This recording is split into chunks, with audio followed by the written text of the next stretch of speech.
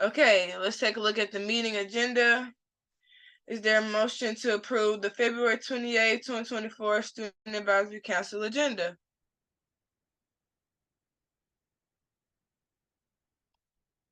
I motion. Motion by DeMar. Is there a second? I second. It was moved by DeMar and properly seconded by Tamar. Are there any questions? All in favor say aye. Aye. Aye. Any opposed? Aye. Motion carries.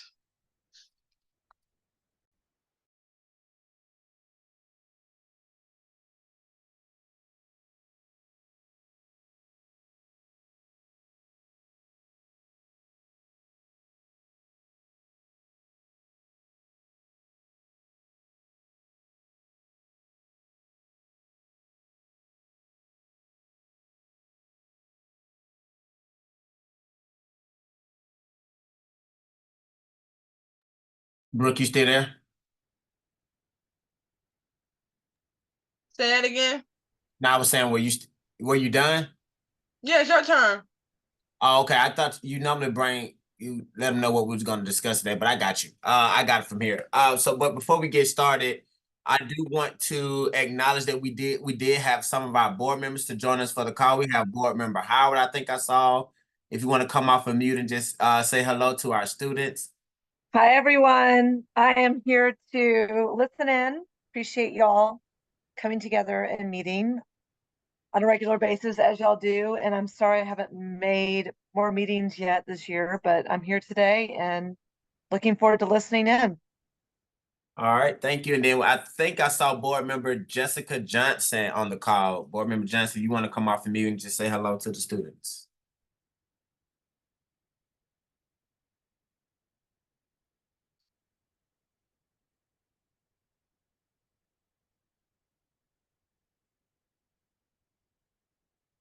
I think we'll come back to her. She may be still working. All right. All right. So, but yeah, we do want to say thank you, board members, for coming in and listening to our wonderful students as they continue to contribute to moving our district forward. And so I am first on the agenda, and I would not be long at all. I think what I have would take all of 10 to 15 minutes, but to give everyone some context information around the M.E.N, stand for Male Engagement Network. So during the tenure of our previous board member, Jason Estevez, who we'll actually get a chance to meet tomorrow at our Saturday at the Capitol event, he was passionate about how do we get more of our male figures, whether you're a parent or a caregiver to our students, or just an organization that focuses in on providing services to our students and to our district. He formed and put together a committee, which myself along with Mr. Gaither helped to found the Male Engagement Network, which is an opportunity for us to gather all of our fathers, all of our organizations together and provide additional services to our families and students. And so what I have here, Dr. Cito, are you able to drop that link into the chat? I can't for some reason. Yeah, if you scroll all the way down to, I believe it's like page right there. Yeah. Click on that link, you should be able to open it. But I also put it in the chat. And hello, everyone. Let's see.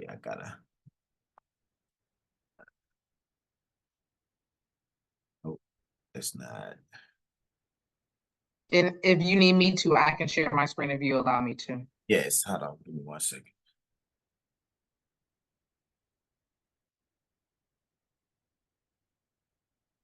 Okay, I think you should have sharing rights now.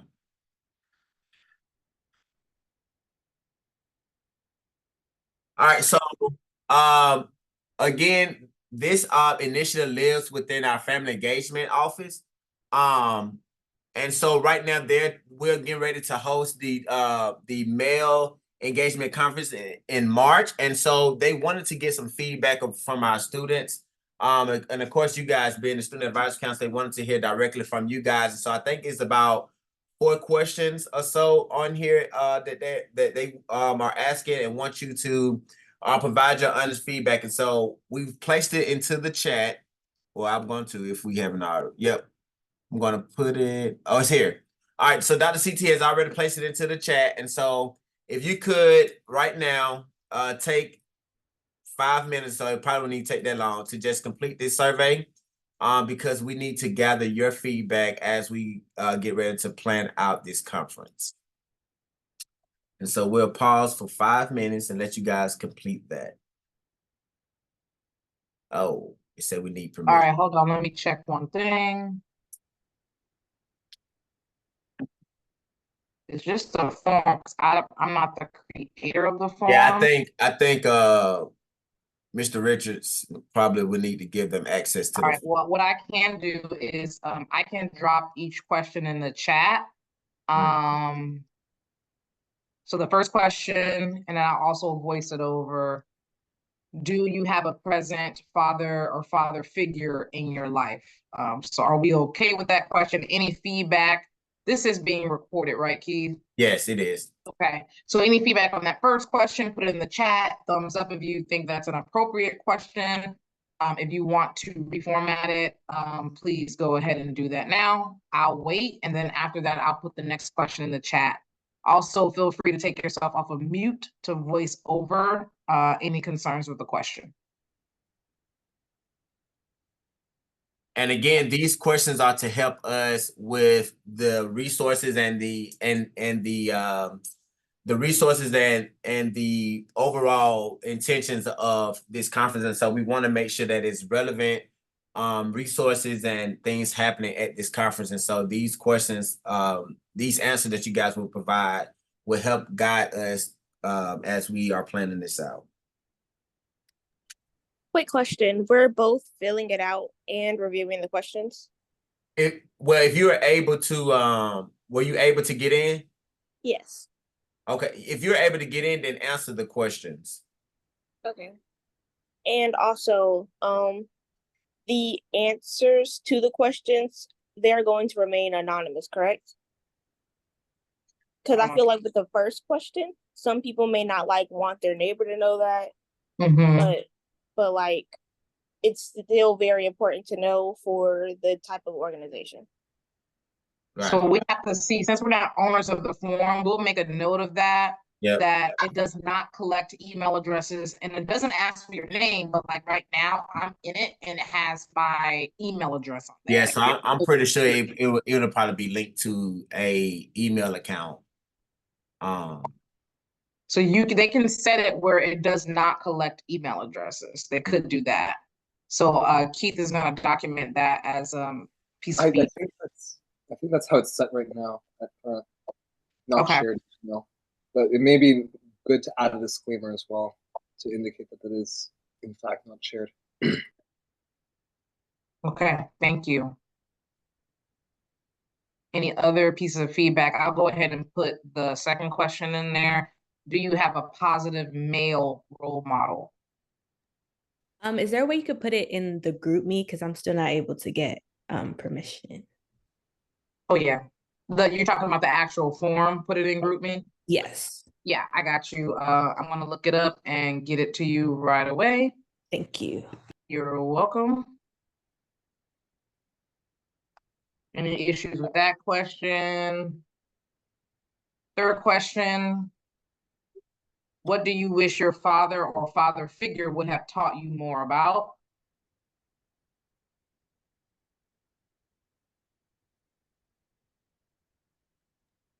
I feel like that one's kind of difficult to know, because if you don't have one, then how do you know what you're missing? Okay. Good piece of feedback. Anybody else? I'm wondering if this could be an optional question, maybe. I don't know. Yeah. I'd say maybe providing some examples of what could be missing.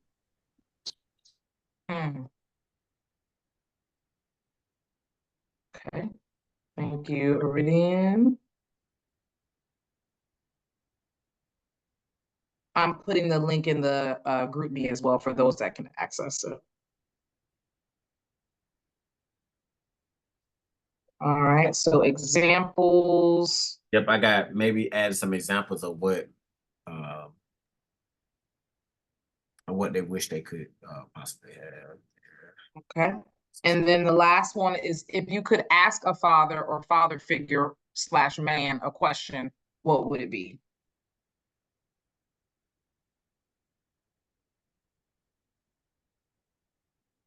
And maybe it could be more specific, like question about life, like any advice. We just don't want, I guess, to prevent from any like just random, like what color is the sky? You know what I mean? Like to be more specific about that.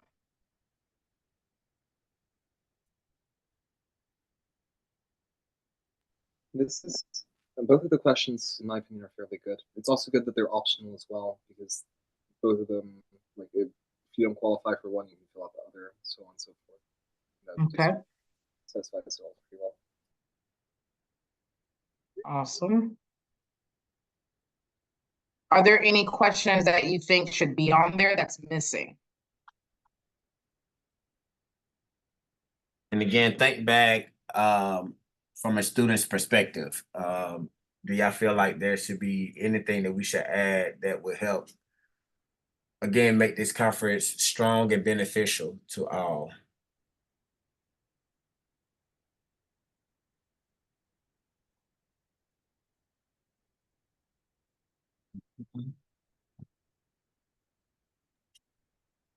And so not hearing none. So if you come up, someone have one?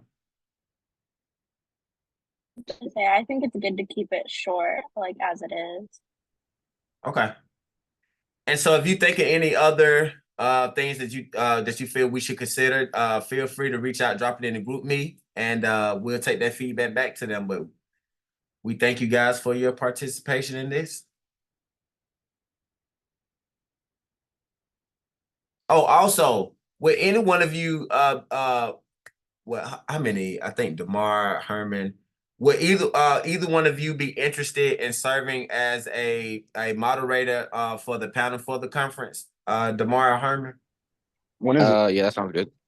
So it's gonna happen in March. I'm not sure that we're still planning out the logistics on the date. But they wanted a SAC male student to serve as the moderator for the panel. Oh, and Lim, Yeah, you either here one of too. us. My bad, Lim. Lim is on here too. I can. Okay. Well, I will submit your name and you know, as we get more information, I'll definitely include you in what the details are. Okay. All right. Sounds good. Thank you. All right. Madam Chair, I am done. I am turning it back over to you to bring our next presenter to the floor. Okay, so next we will be hearing from Stephanie Sanders on empathy and design thinking.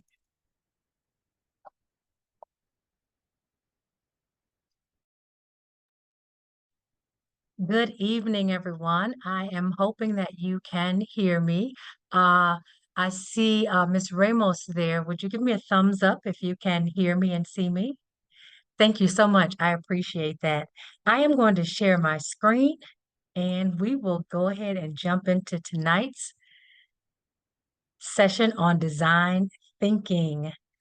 As I mentioned, my name is Stephanie Sanders, and I work as a coordinator of innovation and redesign here in APS. And tonight, I'd like to introduce you to design thinking and lean into the empathy phase of design thinking. My purpose in being here is to help you as the Student Advisory Council gain insights for your recommendations that you will provide. And before we go any further, I do want to pause and acknowledge the board members who are with us tonight, Board Member Johnson and Board Member Howard. Good evening to you all. I also want to thank Dr. Caldwell Templeton for inviting me here to share this with you. And I want to acknowledge Board Chair Brooke Shelton. So thank you all for having me here tonight. Joining me is Lindsay Sanborn. She is a member of our team, and she is the user experience researcher on our team. And the two of us are only just half of the team that you see listed here. You'll also note there are two additional faces listed. These are our design thinking fellows. They were part of last year's cohort and wanted to work alongside us this year to support this year's cohort. So this is our team, and you'll get a peek into the work that we do. Now, throughout the night, I want you to feel free to drop in the chat any questions or comments that you might have, and Lindsay will field those questions or comments for us. So, what is design thinking? Before we get into the meat of it, I want you to drop a reaction in the chat if you've ever heard about design thinking.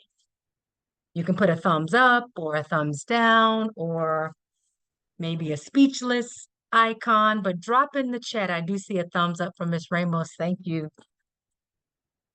Let's see what's happening there. I see some thumbs up, a couple of thumbs down.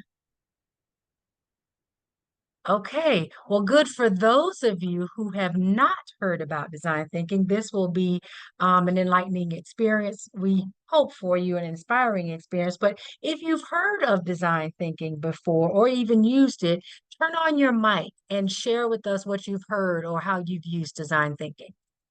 I saw a few thumbs up. So those folks who've heard of it, turn on your mics and share with us. I'm hoping that this is the correct thing that I'm thinking to you, but specifically in design thinking, it's, I think, one iteration of a larger process, and that includes the scientific process as well as the engineering design process. And all of those are essentially examples of design thinking, and through them you're basically iterating constantly in order to find the best possible solution to a problem for a group of people that you're using as your target market, or I guess people that you're trying to design something for to solve a problem. Absolutely, absolutely, Liam. A plus, you're absolutely right. My next question was going to be, what do you know if you've used it before? Are you familiar with the engineering process as well, engineering design process? And so you put that together well for us. So yes, thank you so much for that. And as you mentioned, talking about users and meeting their needs, the way we define design thinking is that it is a strategic, human-centered approach or process. You will hear me use those words interchangeably.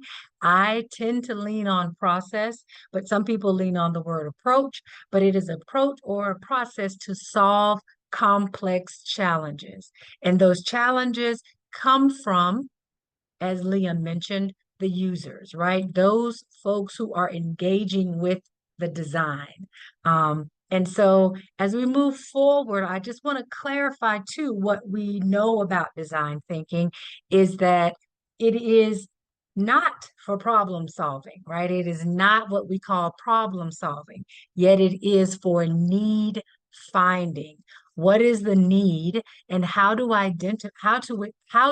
pardon me, identify that need and gather insights for those things that might live below the surface, right? Below the surface. Think about an iceberg, right? We can only see the top part of that iceberg. And when someone might express a need, we might only see part of that need. But below the surface, there's much more, right, that they're looking for or seeking in order to meet their needs. And so when we set about to design something for them, we as designers are looking to meet the need of that person, even those things that are below the surface. So I want you to keep those things in mind as we move forward. Now, I also now want you to drop in the chat companies that you think are using design thinking. Let's drop that in the chat for a moment. Other than APS, right? What companies do you think might be using design thinking? I see some of your comments there. All right, let's see if any of your comments showed up here.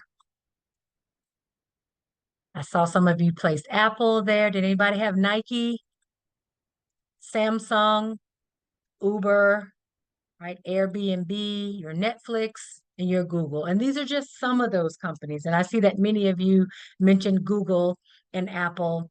And when we talk about these companies, we're talking about them using this process when we look at app development, when we look at product iteration, as Liam mentioned a moment ago about that iterative, pardon me, process in refining those products for users. And again, we want to ensure that we're talking about meeting the user's needs and desires. And these companies have, of course, research and opportunities that allow them to dig into those aspects to meet the user's needs and desires. Now, our approach to design thinking looks much like this.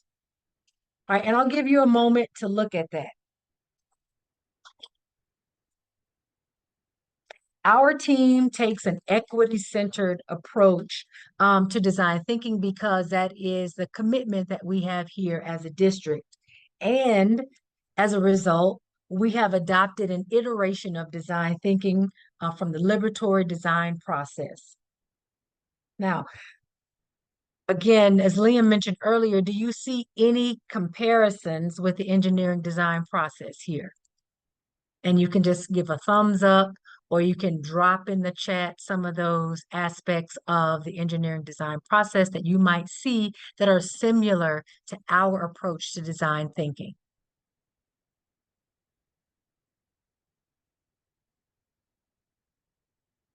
Now, it's important to note that this process looks linear, but these phases can be unlocked, as you saw at the top of our presentation. And sometimes we use the word unbundled, right? We can take these phases and use them as we need them along the process of meeting the user's needs. For example, it may be that we're helping the user ideate or brainstorm ideas. And we don't necessarily have to go lockstep to get to that point. And I see that some of you did mention in the chat that, yes, define, prototype, and reflect and notice are similar to that engineering process. So this is not something that is different than what you may be accustomed to. However, this is how we define that design thinking here in APS. And as we work with stakeholders, this is the process that we use to help them meet their user needs and desires. Now, we also ground our work in the liberatory design mindsets. These mindsets help us stay focused. There are 12 of those mindsets, and we're going to focus on 2 of those tonight. One is build relational trust, and you can see the definition there in the bottom, as well as focus on human-centered values. Is there someone who can come off of their microphone and share with us something that might either stand out to you or resonate with you on either of these liberatory mindsets?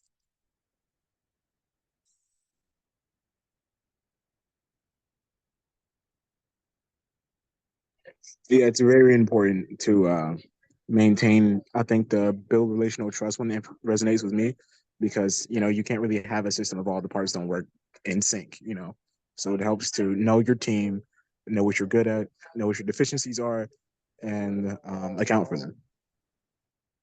Yes, Demar, and I would agree with you. You can't move forward, right, until you build that relational trust. And anytime we are designing for others, we have to build that trust with them, that they understand that we're designing with them, not for them, but with them. And in order for us to do that, they have to trust us in that process. And that the team, that's either us as an individual, but you're absolutely right. We must build relational trust before we can continue to design for others. All right, so as I mentioned at the top, you'll remember I said I was going to give you a broad overview of design thinking, and we're going to lean into empathize. So we're going to unbundle or unlock this process and just focus on empathy tonight. And remember, when we think about empathizing, this is the phase where we listen to gain insight. And as we listen to gain insight, we continue to empathize with our users by having a deep understanding, right, of the person with whom we're designing, as I mentioned a moment ago. We do that because we want to discover what this person is expressing as their needs. Remember, I talked about the below the surface. So there are some latent needs that if we're listening closely, our user will tell us about their needs and desires. Empathy is about listening to the user. So the who is very important when we focus on empathy. They help us in gaining understanding of their needs. And how do we do that? We do that by having empathy interviews. We can observe them, shadow someone, follow them along. For example, if I wanted to know about scheduling at a school, I could shadow a student at school and see how his or her day goes. I could share with them my observations of what happened during that day that I noticed about the schedule and how it impacted the student. Those are just some examples of how we can gain empathy for our users. And then where would we gain this? We can do it in person, as I mentioned a moment ago, by being on site and in person and shadowing that student, or we could do it virtually, right? When we're unable to be in person, we could actually conduct an interview with that person. Our focus again is on empathy interviews. So what is an empathy interview, right? Anybody want to take a guess or share with us what you think is different from an interview and an empathy interview? Anybody want to share what they're kind of thinking is different between those two? I think a regular interview is when you're trying to more of like interrogate the person, figure out more about them, while an empathy interview would be when you're trying to get the person's perspective on a situation and how they feel on it. That's absolutely right, Brooke. I love your choice of words when you say interrogate, right? Because an interview does kind of feel like that sometimes when someone is conducting that interview to gather information, to gather facts from us. It feels very structured in the questioning, and it revolves around getting that information from the interviewee. And so just an example of that could feel like a job interview, right? Where the interviewer is asking questions, trying to gain assess our qualifications, see if we're fit. That could feel like an interrogation sometimes, right? And the empathy interview, as you mentioned, Brooke, it is aimed at understanding experiences. We ask open-ended questions, and it is centered on understanding the need. We're not there to grill the person on what happened. Then you did what? What do you mean? It's more of, tell me about that. And how did you feel when that happened? So it is to build that relational trust with the person as well as to understand their experience. Some examples could be conducting an empathy interview with users or customers or students or stakeholders or parents to gain insights into their experiences, their frustrations and desires regarding a product or a service or a program or something that is impacting them. So you're absolutely right, Brooke. And here are some best practices for empathy interviews? I'll give you a moment to look at those. I have a couple that stand out to me always when I look at these best practices, but I want to hear from you. Can someone turn on their microphone and tell us what stands out to you? Which one of these practices stand out to you and why? I think direct the conversation, but don't lead the witness is interesting because you're not trying to get them to agree with you. You're trying to see what they think and I feel. love that. You're absolutely right. We are not trying to get the person to interview to agree with us. So we're not leading them into saying yes to our questions, right? We make those open-ended questions so we can hear from them to get their needs. Thank you for that response. Anyone else want to turn on your microphone and Yes. share with us?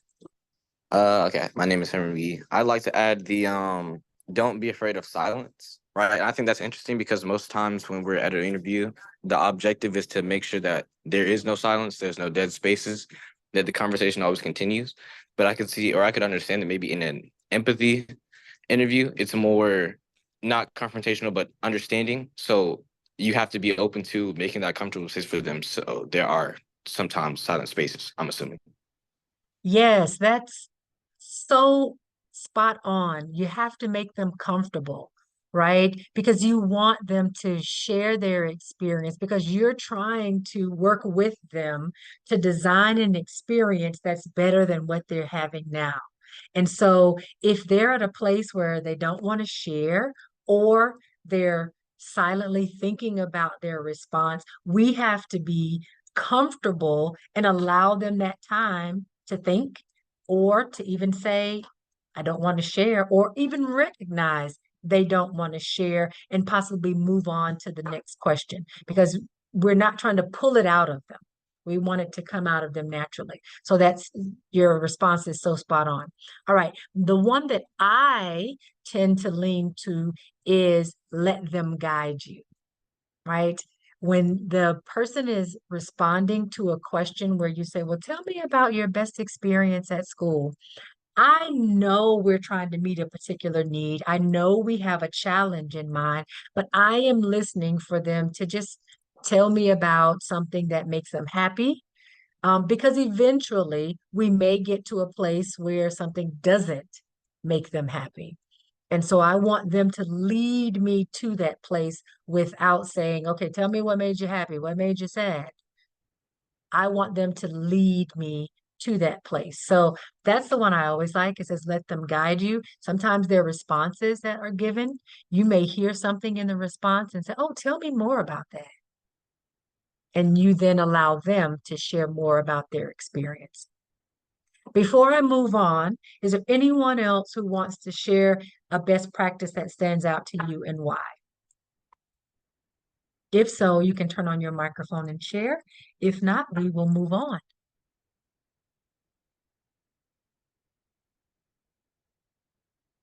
All right, we'll move on to the next slide.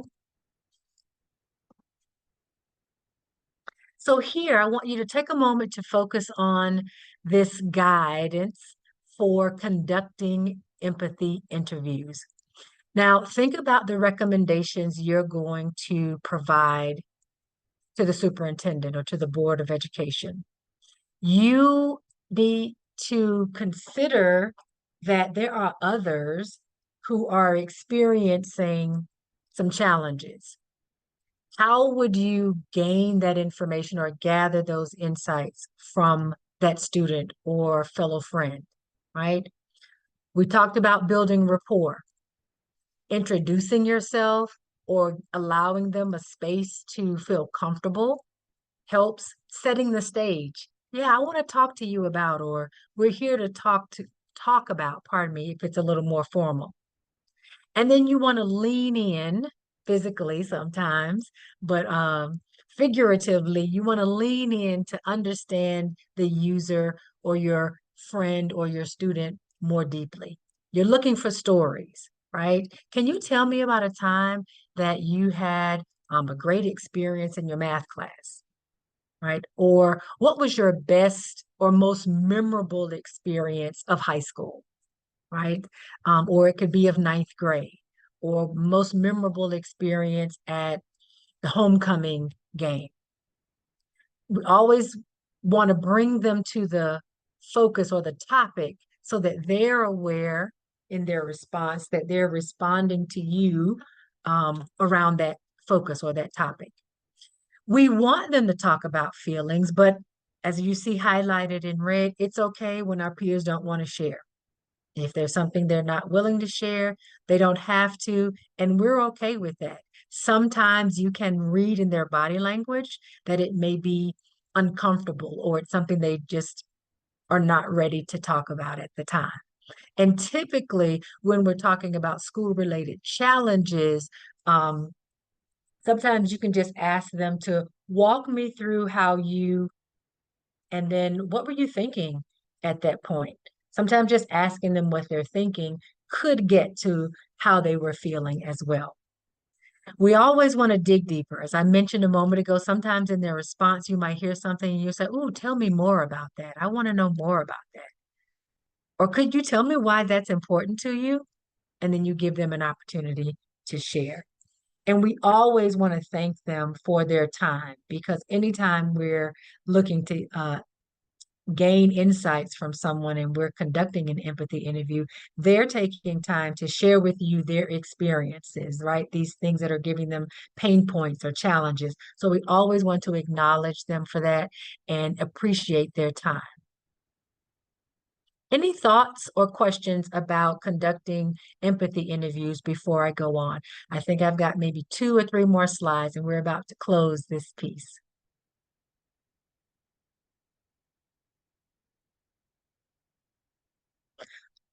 All right.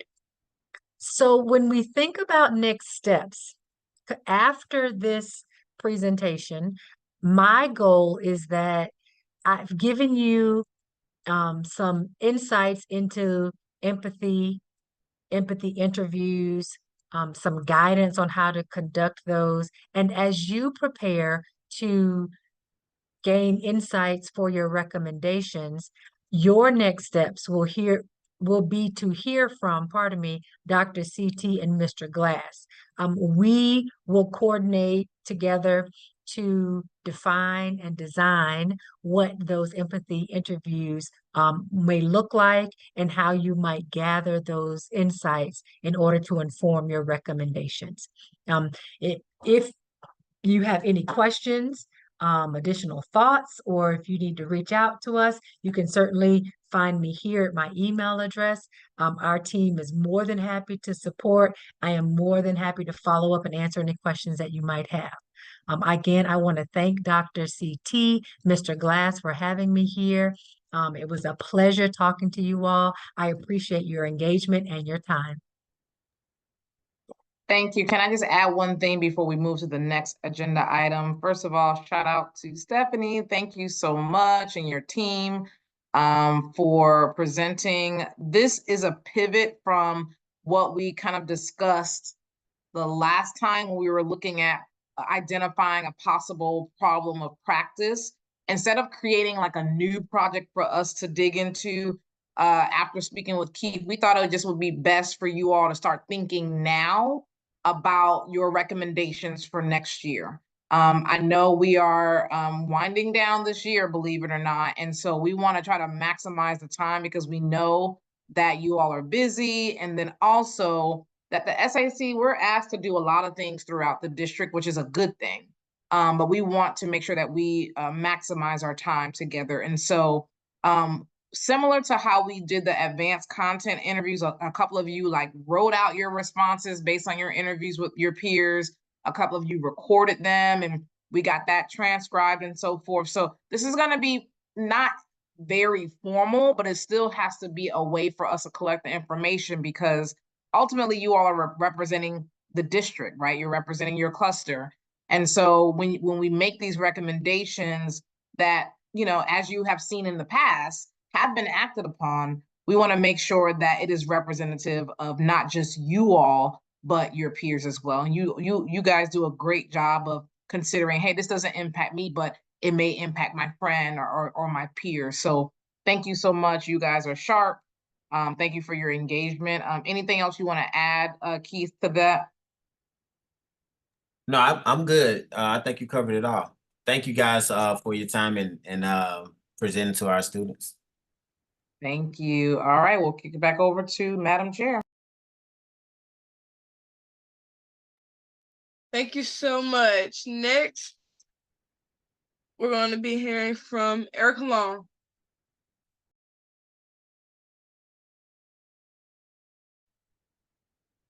Hi, hello. It's so good to see you all. I hope you have had a good day on this rainy Wednesday.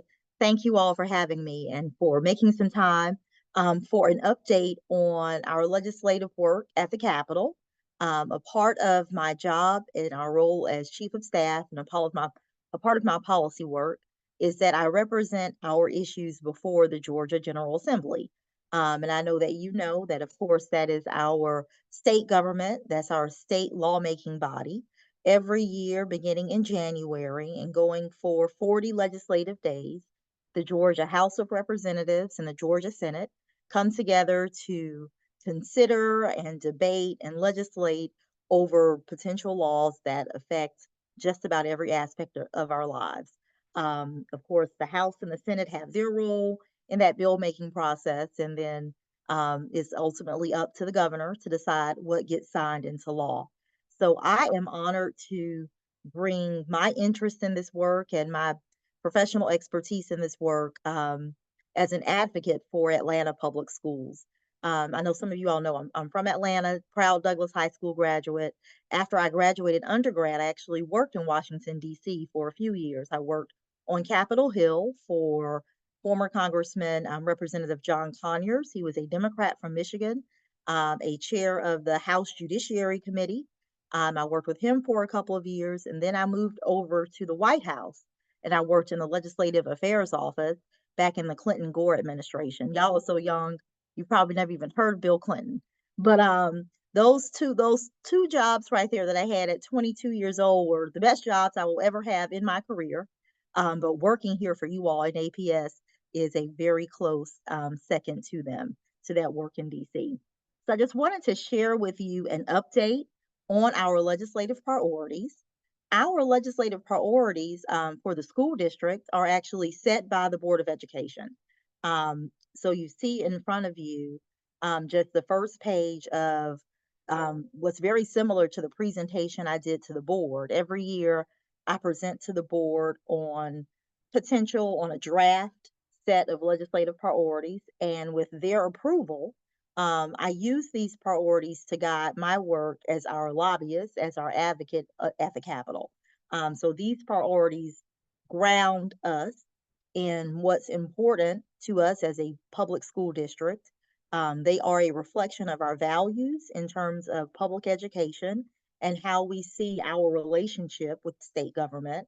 And these priorities they give me a lens for how to filter what's a good bill versus a bad bill versus a legislative proposal that needs to go away and never come back.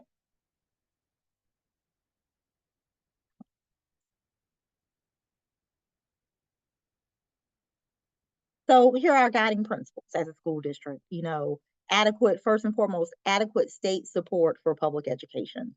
We cannot have strong public schools without a true investment from our state. When the legislature is in session every year, they only have a few things that they have to do. And one of their most important priorities, something that they have to get done, is to pass a budget, to pass a balanced budget. And a big portion of that state budget, I think a little bit over 50, somewhere around 50%, goes toward public education. And that is absolutely appropriate. That's how it should be. In order to grow our state, in order to protect our people, in order to make Georgia a good place to live, we have to support our public schools and our public school teachers. Part of that support comes from funding, but part of that also comes from state policies. When the state Board of Education, when the state legislature tell us how we should do our work as a public school district. Another one of our guiding principles is strong public school options. We do believe that all of our students should have options for high quality, rigorous education. Of course, we are a district made mostly of neighborhood schools, but when you think about some of our school choice programs, whether it's through our charters, our partner schools, when you think about specialized programs that we have, say at a BEST or a CSK, we believe that each of our students deserves a healthy portfolio of options to choose from as they're going through their educational career. Our third guiding principle is support for our charter system model. That is that model, that agreement that APS has with the state Board of Education, where we contract that in exchange for broad flexibility from state education law. We'll be allowed to do some different things and some innovative things. And in exchange for that ability to innovate, we should see increased student achievement. So these guiding principles do not change from year to year, but they help to inform our legislative priorities, which do change. And we have a long list of priorities. And we set those priorities along with the board. We set this list of priorities intentionally so that we can talk about and we can advocate and agitate on not just education policy issues, but even some policy issues that aren't strictly related to education, but that affect your lives and the lives of your families. One of our primary priorities is that we ask the state every year to provide equitable student-centered education funding. That means full funding of QBE, quality basic education, and we're asking them to update that QBE formula to include a weight for poverty. Is there anyone here who's ever heard of QBE or a poverty weight?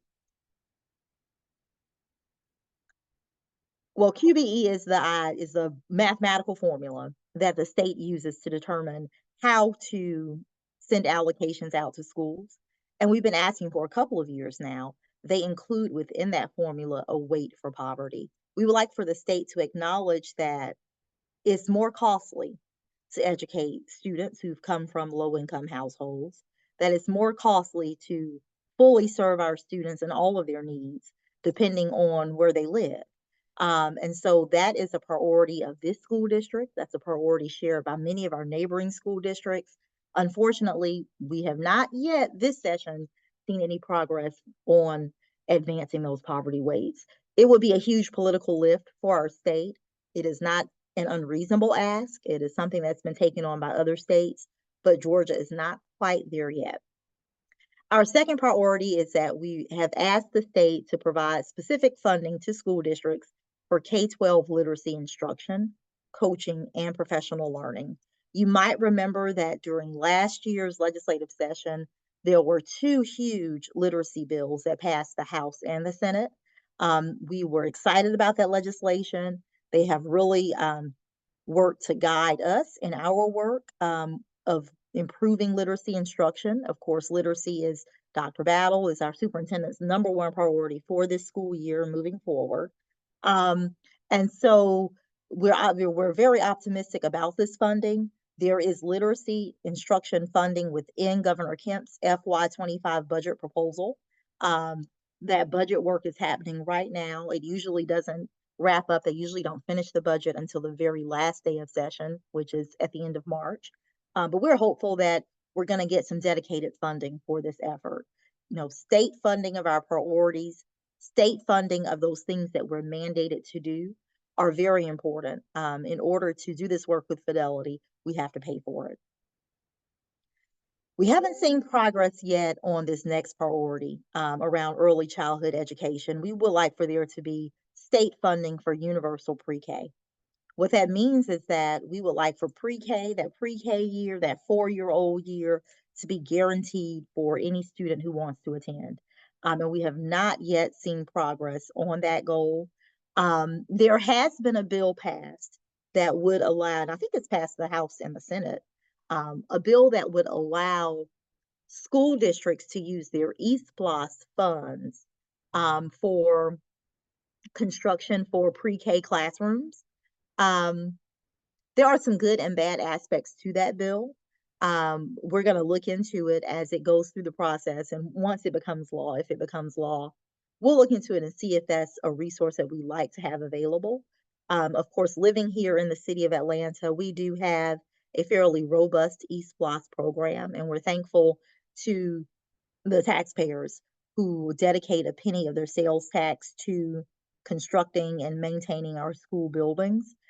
So in the pre-K space, it's very likely that we will get the ability to use East Plus funds for pre-K classrooms, and we'll have to look into that and determine if that's something we want to do. We've also seen some progress on an issue that concerns the cost of health insurance for certain school district employees. Those costs went up tremendously within the past year or two. They nearly doubled. So we have seen within the amended FY24 budget proposal. So that's what they call the skinny budget. That is the budget that's just an amendment to this year's overall budget. We have seen where there's some movement within that budget to include some funding. So we're hopeful that that will come across, that, with more state funding for these health insurance costs, that means the district can use more of our funds for the things that are most important to you all, our students. We have not yet seen progress from the state on increasing funding for certain PBIS programs. There are certain social emotional learning PBIS programs that were funded during COVID by a federal ESSER program. That program is going away, and we were hoping that the state would pitch in, but so far, no progress on that. I say so far because tomorrow is Legislative Day 28 of 40. So we are more than halfway done with the legislative session. Tomorrow is crossover day, which means that it's the last day that a bill has to pass either the House or the Senate in order to stay alive for the rest of this session. So there's still plenty, with there being 12 legislative days left, there's still plenty of time to get some of this work done. We're optimistic about increasing state funding for students with disabilities. There are some measures within the FY25 budget proposal that would be a help to us on this effort. So we are hopeful that they will go through. Of course, serving students with disabilities is a tremendously important priority of our board, of our Atlanta Board of Education. And our board is right now in this moment working on its own budget for the next fiscal year. And if you ever get a chance to talk to our board members about their budget making process, you will hear them express that the things they put in a budget, the things that they decide in advance to spend money on, that shows their priorities. That shows what's important to them. So whether we're talking about literacy or serving special education students or improving transportation to the district, in order to really make that work meaningful, you have to put your money where your mouth is. You've got to lay it out in a budget. We're also really pleased with what we are hearing from the governor and the legislature around school safety efforts. We live in it every day. And, obviously we had an actual school shooting just a couple of weeks ago. But we are appreciative to our state government, which is they're deliberating now over an annual state budget line item for school safety. That's within the governor's budget proposal for FY25. What that means is that the governor is proposing that every year, baked within the budget, is a line item for school safety efforts. So we won't have to wait until the next big tragedy or issue. We won't have to wait until school safety becomes another popular idea in the media. But every year going forward, we would know that our state would dedicate specific funding to school safety. We're optimistic about that school safety funding. We've had different iterations of it come through over the past few years. The latest proposal talks about $45,000 to each individual school for school safety. So school principals and GO teams will work collaboratively to decide how to spend those funds. They can use that money to pay down towards a school resource officer for the school. They could share a resource officer, say, with another school within their cluster. They can use it to harden the school buildings, whether it's putting up a certain type of fencing or adding something to the windows, doing something to the physical plant to make it safer. But we are thankful for that investment and that flexibility from the state. this is another good point. That's a good thing. We have not yet seen any movement on a proposal that came out at the very beginning of the session that would have, this is a proposal from Lieutenant Governor Burt Jones that would have paid teachers, I think it was a $10,000 stipend to get licensed to carry a gun in school. And that's a horrible idea. We have enough guns in schools, and adding more to the environment won't make any of us any safer. It felt like at the time, and I think it probably was, a political statement, something that he wanted to say and get attention and sort of appeal to a certain part of the population. But so far, there hasn't been real legislative movement on that idea. I still say so far because we have 12 more legislative days, even after crossover day tomorrow. And that's plenty of time for all kinds of movement and mischief and shenanigans.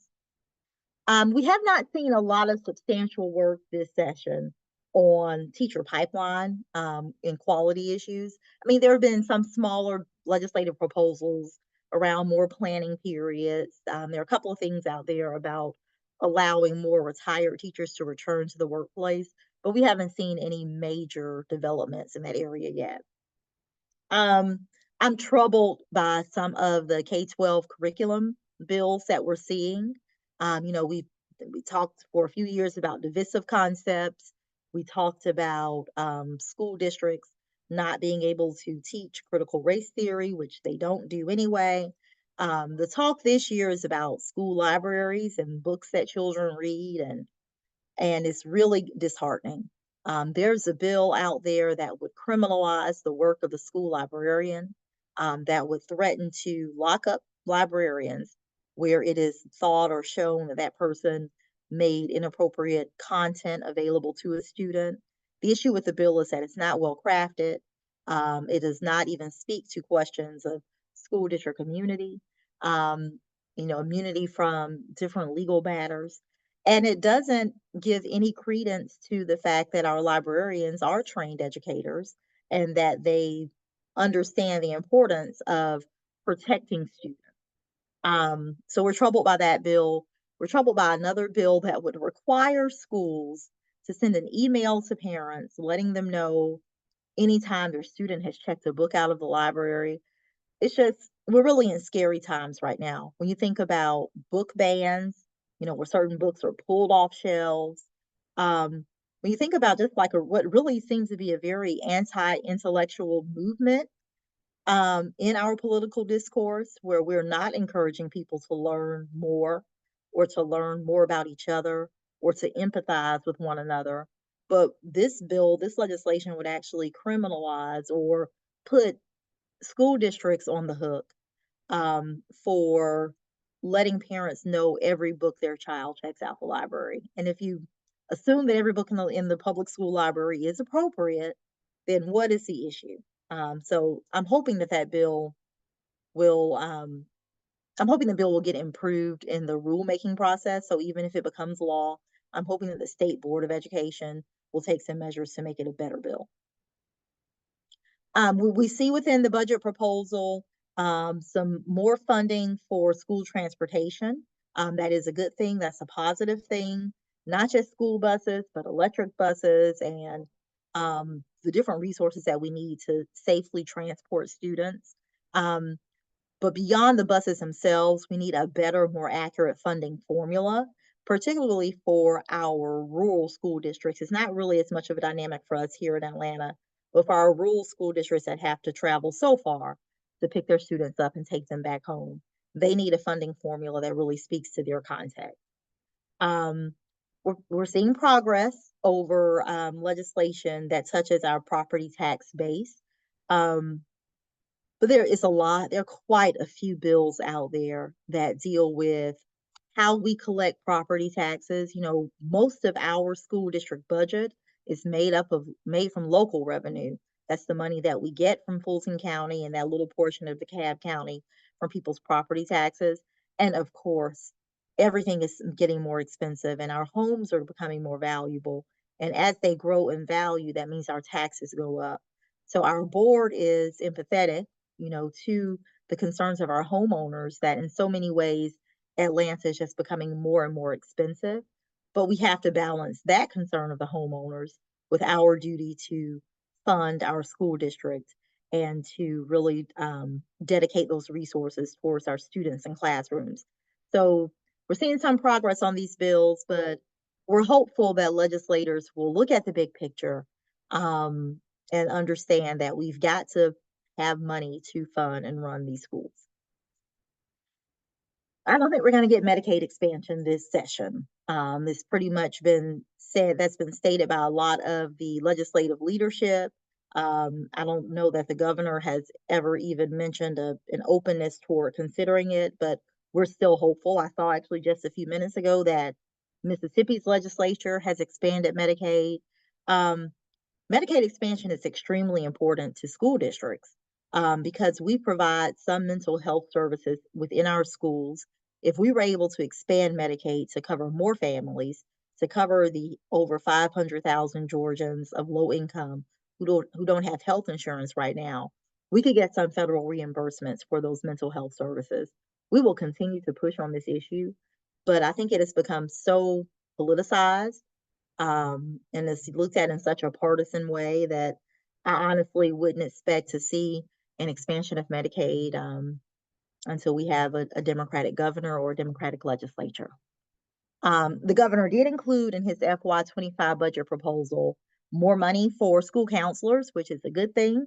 We need more money than that. We need more counselors as well as more money for counselors. We know that your counselors have too heavy of a load at the high school level, elementary, and middle school. The formula, the recommendations for counselor staffing are way too low. They're unrealistic and they don't allow for the services that you should be able to get from your school counselor. So we're going to continue to push on this issue. Every year during the summer, when they're out of session, there are legislative study committees that look at various issues relevant to K-12 education. And those study committees, they really dive deep into issues during the off season and then bring back proposals in response to what they've learned during the legislative session. So part of our priority is to just always watch those proposals and see what comes out that affects us.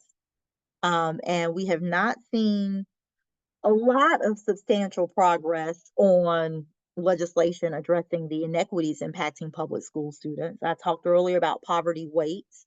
There are quite a few bills out there dealing with community-based schooling, weights for poverty for students in poverty and funding for students in poverty.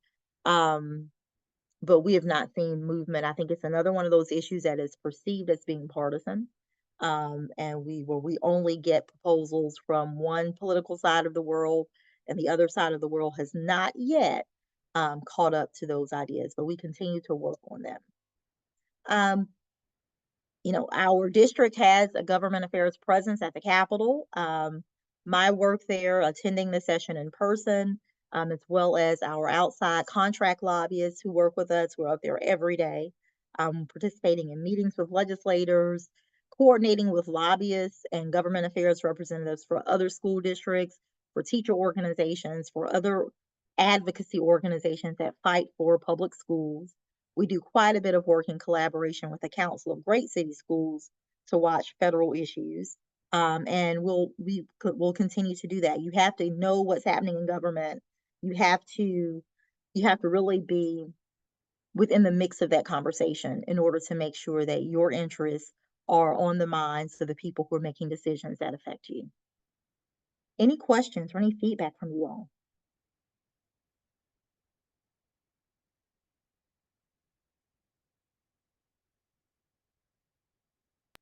I'm gonna check the chat, Erica. Can we potentially have the list of bills and things that are on the agenda to be passed or are being worked on currently emailed to us?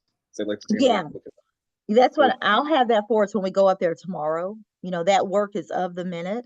The House and Senate Rules Committees met this afternoon to set the agenda for tomorrow. So that's going to dictate the conversations that we have with people when we're at the Capitol. And it's hard to know for certain what will come up I know that there will be some homestead exemption bills that will come up tomorrow, I think at least on the House side, maybe on the Senate too. Some of the school library bills may come up. A couple of them have made it out of committee, so they're ready for the floor. But it's really very of the moment. When we convene tomorrow afternoon, when we meet at CLL, we'll spend our first few minutes together just doing a rundown of the legislation that we know is on tap for that day and talking through a strategy for who we should talk to about those bills. Okay, thank you so much. Mhm.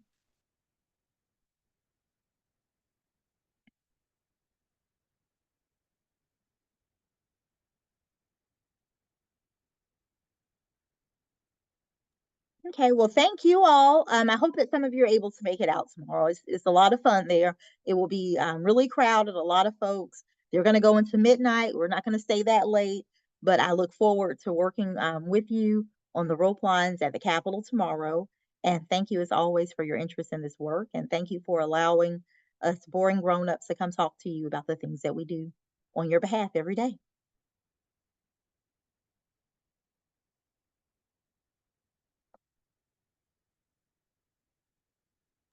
Thank you, Ms. Long, for your time. As always, we appreciate all your advocacy and you fighting for APS on the hill up there. And so we thank you and we look forward to going up to the Capitol with you and advocating as we've done for the last few years. And so look forward to another year.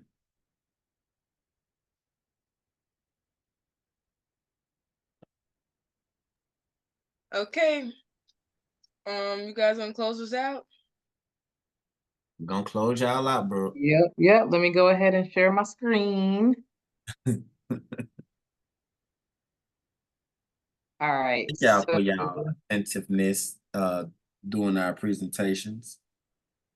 Yes.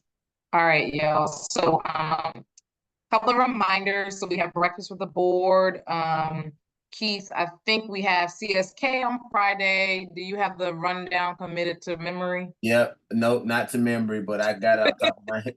I got right here, 2 seconds. All right, yep. So March 1st, Best in CSK, March 6th, Thero High School, March 8th, Midtown, and March 13th was our grand finale with KIP, Atlanta Collegiate. And so we have a total of 4 more. Breakfast with the boards.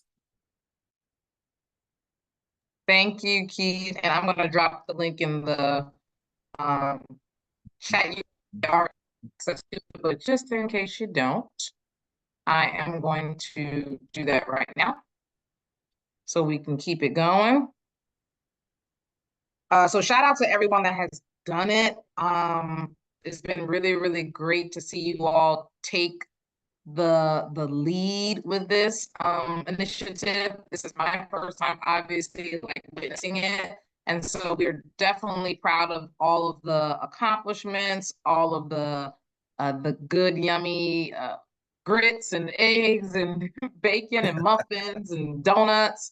So whatever you've done to partner with the adults in your building to make it happen, we really, really appreciate it. The board is always impressed. We always get a lot of good feedback, and we are documenting, and we have our data folks coming to help us collect the data and disaggregate the data. So, oh yes, I see Katie Howard in the chat. Thank you so much for being here. We appreciate you for stopping by. So just kudos to everyone and all the hard work. We try to remember to post pictures like after the event so you can kind of see what's going on. So shout out to you all for that. Student Leader Symposium, we have 148 students registered as of today. Our goal was 150. And so we're happy with that number. If you are not registered, I hope you are registered. I know Keith followed up with folks individually. I'm going to charge up my computer right quick. But please get with your SGA advisor. This year is not just for, hold on a second. Okay, I don't want to But this year it's not just for SGA, right? We expanded it to student leaders, current and emerging. So we're super excited. Just about everyone is represented. We're trying to get more folks from Drew, but thank you for registering. You will be getting an email probably on Friday or sooner for you to select your sessions. Because we had to cut down the time, we are only able to do 2 sessions instead of 3, but you'll still be able to kind of select from the options. And I think you'll like what we have to offer. And anything else about Student Leader Symposium, Keith? I was just gonna say the location. So it's gonna be back over at ACTA. And so we're working through all the logistics around transportation, but do know we will provide you guys transportation to and from the event. And so yeah, stay tuned for more information. I know, like Dr. CT mentioned, Friday we will be sending out the registration for you to sign up for your sessions. And then as time continue to move forward, we'll have between the advisors and yourself, the people who've registered, will let you know what transportation will look like. Yeah, so we've heard your feedback. We know and apologize again for the issues with the principals meeting, but Keith has a handy dandy form that they're going to be filling out, so we can even have the telephone numbers of the bus drivers. And so that information will be given to your adult chaperone from your school as well. So we heard you. We're getting that together. We're on top of that. Next thing, recent successes. So as I mentioned earlier, SAC has really been in high demand. And so this is a good thing, right? So everyone's seeing all the work that you all are doing. So Breakfast with the Board has been awesome. We had DeMar, we had Herman and Zachariah presented at More Than a Trim, which they talked about the recommendations the SAC made last year, or 2 years ago, for violence in schools, right? To try to reduce that. And they were definitely engaging, and they had Atlanta Police Department and APS-PD there. Great event. Brooke hung out with me and Keith a couple of Saturdays ago at the MPUV Youth Summit. We tried some vegan, what was it, Brooke? Vegan chicken nuggets? Chicken nuggets. And y'all, Brooke tried to hit the ball. They had like the what is it? Youth They'll start. Just let it go. Yeah, Brooke cannot hit a ball, y'all. She never threw a baseball before or caught one. So I have video to show y'all to prove. Next time if I see y'all tomorrow, I'll show y'all Brooke. Where's my Cash App? I think Keith owes Brooke some money. I missed that part of it. So the next thing is, we also had students on our planning committee for the Student Leader Symposium. So we had DeMar, we had Liam, GN, we had Brooke, a couple of other folks, Shatera was on there. And so some of your peers will be co-facilitating the sessions. And so if you are facilitating, we're going to make a note of that. You can just facilitate for one of the sessions, so you can choose to go to another one. So that was one change there. Our Student Bill of Rights Special Committee, shout out to Liam from Midtown. He's holding it down. And him and DeMar are going to be co-presenting with Dr. Chino at the symposium about Student Bill of Rights. So we have a draft, y'all. We have a strong draft that we're going to workshop and get additional feedback. Right now is being translated in Spanish. And so graphics are being designed, and we have something to work with. And so that's good. That's great work on account of you all being involved. And then, of course, none other than the principals meeting. We had some snafus. We had some agenda shifts that Brooke had to handle and, get with the people. But we got some good feedback. So I just want to share that with you all before we leave today. First, how clear and understandable was the content? Most folks said, 93.3% said that it was very clear. How relevant was it? 100% said it was relevant. 100% said that the delivery was excellent, it was engaging, it was organized. What could be improved? A few folks said content clarity, topic relevance, and presentation delivery. But in the comments, since I forced them to answer that question, they were like, really nothing, but we had to answer the question, so we just kind of clicked anything. They are interested in you all presenting in the future. Here's the topic: student voice. I know Brooke presented on student voice at the Family Engagement Conference. School safety, I know based on some conversations that we had at Maze and at the More Than the Trim event, our safety and security folks have been reaching out and they want to pick your brains and kind of engage with you all. And here are a few others. I'm not going to read them all, but one person said, anything you want to talk about, they're here for it. So that's a good thing. That's a good thing. And then anything else, I kind of left it open. They wanted to make sure that you all were aware that you had great energy, that they were super proud, that you all are awesome. So again, this is just a testament to the leaders that you all are. For my seniors that are graduating, I see you all taking this energy into whatever is your next step, whether there's a college campus or a workplace or international exchange program, wherever you decide to go next. I see you all taking this energy with you. So basically, homework is. And if I could, Dr. CT, I just wanted to just again express my kudos to the entire council for your leadership and at the principals meetings. Again, Dr. CT and my role here is just to be advisors to you guys and just pretty much make sure that you guys are equipped to be the star students that you are. And so what you guys did at the principals meeting was nothing short of amazing. And I just really admire your leadership and holding that down. And so thank you to everyone who came ready and engaged with everyone. I think we left a great impression on the entire room. And so yeah, continue up the great work. Agreed. And just shout out to Keith. Actually, I'm new to the district and just letting me come in and work with you all and being a partner in this work. So thank you, Keith. And you all, especially if you my right hand. I gave you that title yesterday. Especially if you my best hand last year. Yeah, y'all were very welcoming and I love working with y'all. We're only going up from here.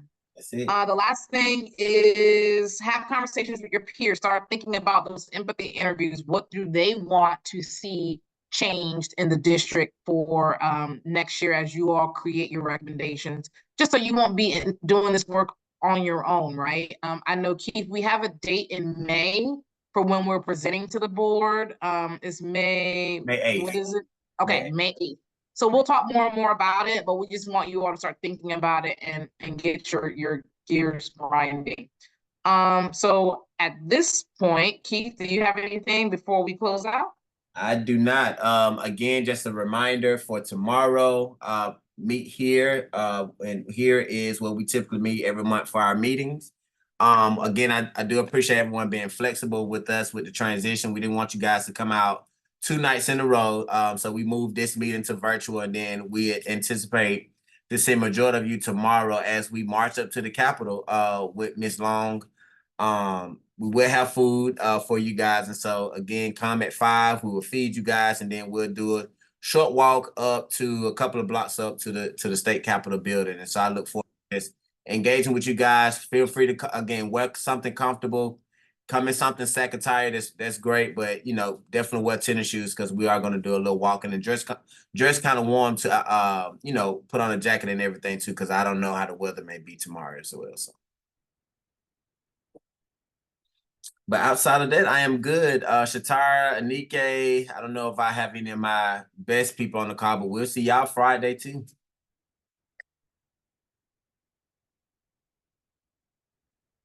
And Madam Chair, turn it back over to you to close us out. Oh, I don't know if Board Member Howard or Board Member Johnson, do you guys have anything to share? I think they dropped already. Okay, Howard okay. puts up in the chat. Yeah. Okay, all right. Well, Madam Chair, take us home. I would entertain a motion to adjourn the meeting. I have a motion. I I second. second. No. Is there a motion? I motion. Is there a second? I second. It was moved by Liam and properly second by Tanaya. Are there any questions? All in favor say aye. Aye. Any opposed? This meeting is adjourned. Thank you. All right. Have a great Thank night. you, See y'all everyone. tomorrow. See y'all tomorrow. 5 o'clock. So I don't remember if I signed up for the symposium. So can you check and see and make sure that I did? Sorry, don't be messing up our account. Because I don't want to do it twice, and then that's like kind of like an extra person when it's really not. No, I got you. Hold on.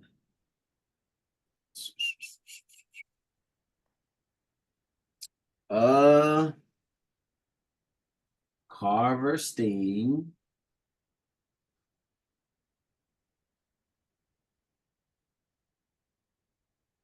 Yeah, you on there. I got you. Okay.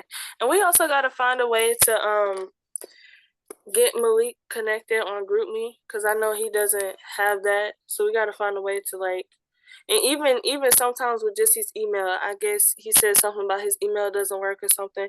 So we got to kind of, and I don't see him a lot throughout the day because I have my own schedule. Oh. Yeah, I know he was telling me that he was having issue. They posted that got him on when we was at the principal meeting, but apparently that didn't happen. So I definitely work on that. He's coming tomorrow. I can see. Yeah, see and let me know. Hit me in the group, let me know. Oh, and I can try to be there before 5, because I like normally if it's something important, like we have to be there like 4:30 or something, I let him know and he'll try to rush in work to come and get me. So I can try to make it before 5. All right, just let me know. Like I said, hit me up in the group, man. I'll be here. Okay. All right, see you tomorrow. See ya. All right. You good, Iridia?